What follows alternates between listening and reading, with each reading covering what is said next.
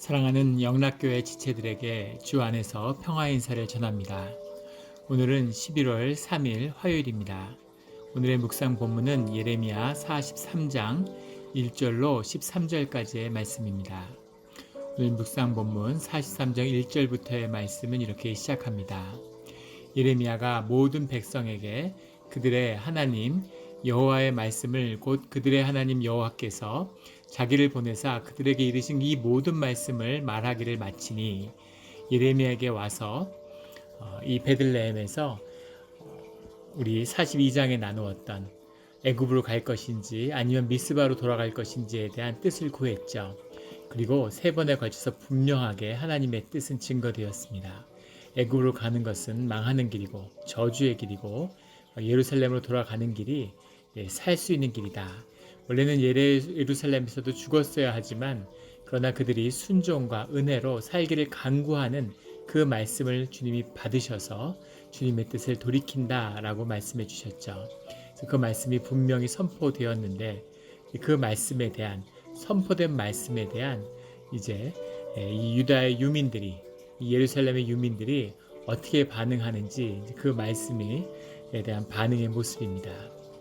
2절에 호사의 아들 이사랴와 가레아의 아들 요하난과 모든 오만한 자가 예레미야에게 말하기를 내가 거짓을 말하는도다. 우리 하나님 여호와께 너희는 애굽에서 살려고 그리로 가지 말라고 너를 보내어 말하게 하지 아니하셨느니라.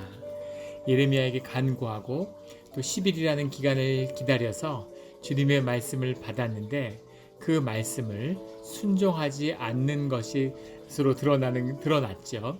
그런데 그들이 취하는 방법은 주님의 말씀을 거부하고 주님의 말씀을 순종하지 않기 위해서 예레미야가 전한 것이 거짓이었다라고 누명을 씌우는 것으로 나타납니다. 살려달라고 살겠다고 주님께 매달리고 예레미야에게 중보를 부탁할 때는 언제고 예레미야를 통해서 주님의 말씀이 증거되니까 그 말씀을 주님의 말씀을 거절할 수는 없죠. 그러니까 그것은 주님의 말씀이 아니었다라고 부정하는데 결국 결론은 같은 것이죠. 그래서 참 주님이 이런 모욕을 당하는구나. 이제 이런 참 놀라운 충격적인 모습이죠. 요하난과 아사랴 이런 사람들은 오만한 자이기도 했지만 이제 군의 지휘관들이죠. 이들은 기본적으로 이제 바벨론이 두려운 것입니다.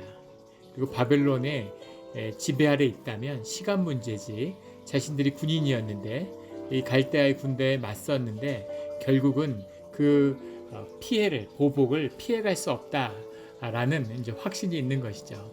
그런 조건과 환경을 보는 자들, 현상을 보는 자들은 결국은 이런 현실의 위협 아래 무릎을 꿇는 거죠. 또 자기의 경험, 어리석은 것이죠.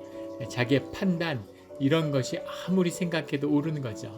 돌아가는 이런 형세가 조건이 아무리 봐도 돌아가면 안 되고 애굽으로 도망가야 되는데 애굽으로 도망가면 된다. 애굽으로 가야 산다. 내가 너희들 보호해 주겠다. 이런 말씀을 기대하는 것이었죠. 그런데 그 말씀이 기대에 어긋나고 애굽으로 가면 죽는다. 애굽으로 가지 말아라. 이렇게 말씀하니까 그 말씀을 거절하는 겁니다.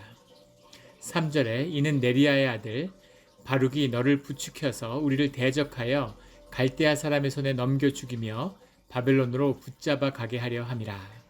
바룩은 예레미야의 서기관인데 그런데 바룩이 부추켜서 이 예레미야는 바룩의 사주를 받아서 이렇게 하는 것이다. 이렇게 얘기하는 겁니다.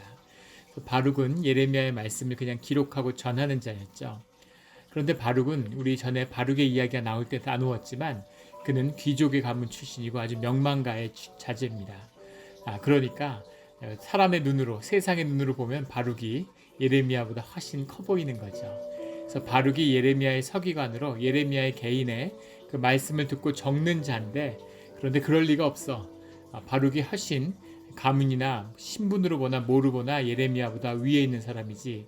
그러니까 바룩이 너를 부추켜서 너를 그런 말을 하도록 바룩은 친 갈대아에 속하는 친 바벨론에 속하는 사람이니까 우리들 갈대아에 저항했던 사람들을 바벨론에 넘겨주려고 그렇게 너에게 사주한 것이야. 이렇게 아주 그럴듯한 이유를 이제 또 만들어서 되는 거죠. 4절에 이에 가레의 아들 요하난과 모든 군 지휘관과 모든 백성이 유다 땅에 살라 하시는 여호와의 목소리를 순종하지 아니하고, 어떤 이유를 대도 분명한 것은 하나님의 음성이 임했는데 그것을 거절했다는 겁니다. 놀라운 일이죠. 거짓의 사람, 이것은 거짓만이 할 수 있는 거예요. 생각에 붙들리는 거짓의 사람. 사람이 진실이 있으면 자신의 아픔과 자신의 고난의 자리에 진실로 서 있다면 주님의 말씀이 임했을 때 그것을 거절할 수 없습니다. 왜냐하면 주님의 진실과 내 진실이 만나면, 그 진실이 통하면 그 진실은 하나이기 때문이죠.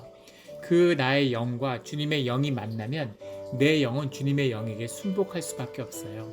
그런데 그것이 거짓이기 때문에, 거짓이기 때문에 진실을 만나도 죽지 않는 것이죠.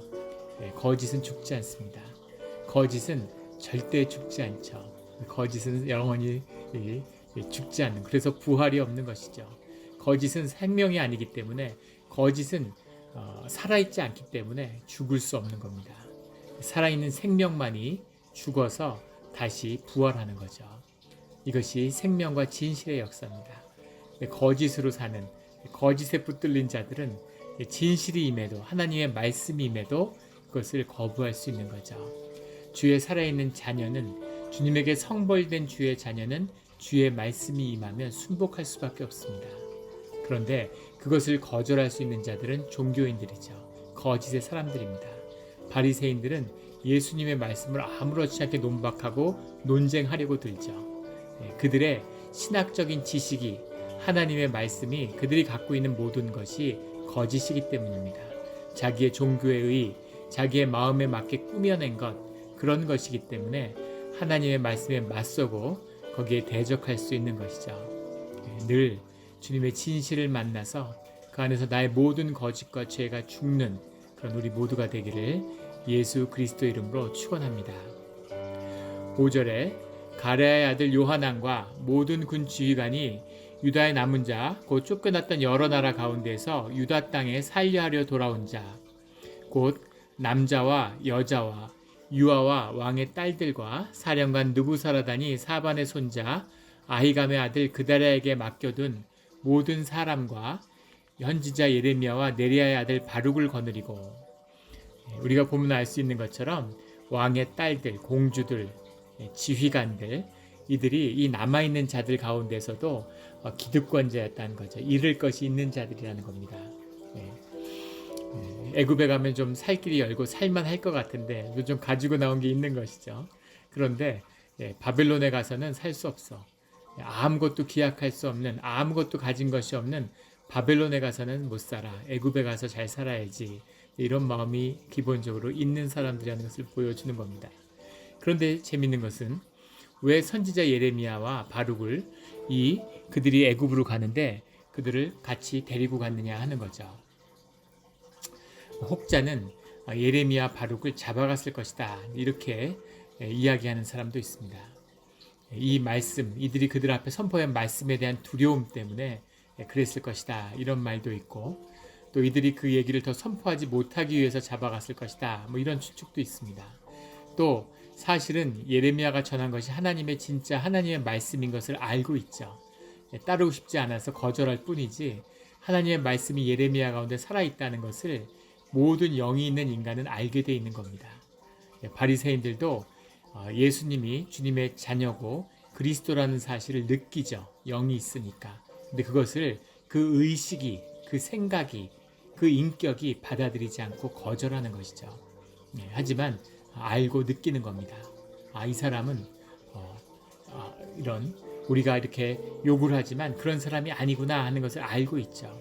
예사 사람이 아니고 사실은 하나님의 아들이구나 하는 것을 느끼고 있는 겁니다.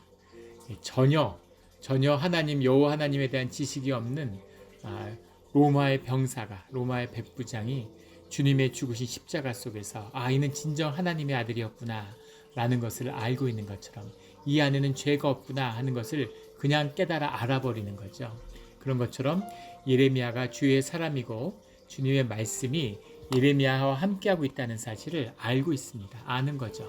그래서 예레미야와 바룩을 끌고 갔을 것이다, 그렇게도 추측해 볼 수 있겠습니다. 그런데 무엇보다 우리가 볼 수 있는 것은 뭐 강제로 끌려갔는지 뭐 납치해 갔는지 모르겠지만 예레미야와 바룩도 그들과 함께하는 것을 허락했을 거라는 거죠. 예레미야의 그 유다인들을 향한, 예루살렘을 향한 찢어지는 아픔, 또 주님이 그들 향해 말씀을 끝까지 선포해야 되는 주님의 뜻이 아직 있기 때문에 그들과 함께하는, 괴롭고 고통스럽지만 그들과 함께하는, 버릴 수 없는 것이죠. 그래서 그런 마음으로 그들과 함께 했을 거라는 것을 볼 수 있죠. 그리고 그들의 운명에 대한 주님이 주시는 말씀이 아직 남아있기 때문에 주님이 예레미야와 바룩이 가는 그 길을 아직도 바룩이 기록할 것이 있고 예레미야가 증거할 말씀이 주 안에 있는 것이죠. 그래서 주님이 예레미야와 바룩이 그들과 함께 가는 것을 허락하셨다, 이렇게도 볼 수 있겠습니다. 7절에 애굽 땅에 들어가 다바네스에 이르렀으니 그들이 여호와의 목소리를 순종하지 아니함이러라. 애굽 땅에 들어가 다바네스라고 하는 것은 나일강 하류에 있는 그런 국경의 도시죠. 페르시아 다바네스 이렇게 부를 만큼 가장 애굽의 지경에서 외곽에 있는 도시고 또 아라비아 그 사막과 맞닿아 있는 그런 국경 도시입니다. 다바네스에 이르는 것이죠. 그들이 여호와의 목소리를 순종하지 아니함이러라. 결국은 그렇게 가지 말라고 한 애굽 땅에 들어간 것입니다. 8절에 다바네스에서 여호와의 말씀이 예레미야에게 임하여 이르시되, 다바네스에 도착했는데 주님의 말씀이 예레미야에게 다시 임하셨다는 겁니다. 9절에 너는 유다 사람의 눈 앞에서 내 손으로 큰 돌 여러 개를 가져다가 다바네스에 있는 바로의 궁전 대문에 벽돌로 쌓은 축대에 진흙으로 감춰라. 큰 돌을 여러 개 가져다가 그 축대에다 감춰라, 이렇게 말씀하시는 거죠. 상징적인 주님이 이루실 말씀에 대한 계시와 상징으로서 또 이 예레미야에게 그 행위를 보여주시는 거죠. 주님이 여러 번 거듭해서 예레미야를 통해서 말씀을 성취하는 방법이시죠. 그런데 다바네스에 바로의 궁전이 있었을까에 대한 논란이 있습니다. 그런데 이것이 바로의 궁전이라고 해서 본 궁을 의미하는 것은 아니겠죠. 바로의 궁전이 국경 도시에 있었을 리는 없습니다. 그런데 바로가 출진을 하기 위해서 또 중요한 도시에 이르면 그 도시에서 머물 곳이 있어야죠. 그래서 바로의 별궁이 여기에 있는 거죠. 그리고 역사의 기록에 봐도 이 다바네스에 바로가 머무는 바로의 별궁이 있었다는 기록도 있습니다. 그 궁전 대문에다가 벽돌로 쌓은 축대에다가 큰 돌을 감추라고 해서 그래서 감춘 겁니다. 10절에 그리고 너는 그들에게 말하기를 만군의 여호와 이스라엘의 하나님께서 이와 같이 말씀하시되, 보라, 내가 내 종 바벨론의 느부갓네살 왕을 불러오리니 그가 그의 왕자를 내가 감추게 한 이 돌들 위에 놓고 또 그 화려한 큰 장막을 그 위에 치리라. 왕궁의 축대인데 벽돌로 쌓은 그 돌을 감춘데 그 돌 위에다가 바로의 큰 장막이 세워질 것이다. 그것은 느부갓네살 왕의 바벨론의 군대가 이 애굽을 치게 될 것이다, 이런 말씀이신 거죠. 11절에 그가 와서 애굽 땅을 치고 죽일 자는 죽이고 사로잡을 자는 사로잡고 칼로 칠 자는 칼로 칠 것이라. 12절에 내가 애굽 신들의 신당을 불지르리라. 느부갓네살이 그들을 불사르며 그들을 사로잡을 것이요 목자가 그의 몸에 옷을 두름같이 애굽 땅을 자기 몸에 두르고 평안히 그곳을 떠날 것이며, 주님이 느부갓네살 왕을 불러서 바벨론의 군대를 사용하시는데 당할 자가 누구겠습니까? 그래서 느부갓네살 왕을 이용해서 애굽 신들의 신당을 불사르고, 나무로 신전을 만들었기 때문에 그것을 가져다가 불사른다는 거죠. 그리고 옷을 몸에 두른 것처럼 그렇게 자연스럽고 편안하게 애굽 땅을 떠나가게 될 것이다, 이렇게 주님이 말씀하십니다. 13절에 그가 또 애굽 땅 벳세메스의 석상들을 깨뜨리고 애굽 신들의 신당들을 불사르리라 하셨다 할지니라. 벳세메스라고 하는 것은 카이로의 북방에 한 5마일쯤 떨어져 있는 도시인데, 이 도시가 중요한 이유는 그곳에 태양의 집이라고 하는 태양의 신 라를 모시는 신전이 있기 때문에 유명한 곳이죠. 벳세메스의 석상들을 모두 다 깨트려 버릴 것이다, 이렇게 주님이 말씀하시는 겁니다. 이 말씀은 역사 속에서 그대로 성취되었죠. 예루살렘이 망한 뒤에 6년 뒤에 그리고 이들이 탈주한 뒤로는 아마 바로 그 뒤였을 것 같은데 불과 한 1, 2년 사이였을 겁니다. 주전 572년과 568년 두 차례에 걸쳐서 느부갓네살 왕이 애굽을 정복하게 되죠. 애굽을 정복하게 되는 것으로 인해서 애굽이 완전히 이 바로의 지배가 바로의 이 통치가 이 바벨론에게 무릎을 꿇는 패권을 내어주는 바벨론이 명실상부한 이 소아시아의 패자가 되는 그런 침략 전쟁이죠. 그런데 흥미로운 것은 이 전쟁을 통해서 애굽을 지배한 것도 아니고 애굽을 점령한 것도 아닙니다. 단지 두 차례 침략을 해서 애굽을 꺾어 놓은 거죠. 누가 진정한 패자인가 하는 걸 겨루는 그런 정복이었습니다. 이 정복으로 이 애굽이 무릎을 꿇었기 때문에 그 뒤에 애굽은 바벨론과 아주 좋은 사이를 잘 유지하게 돼요.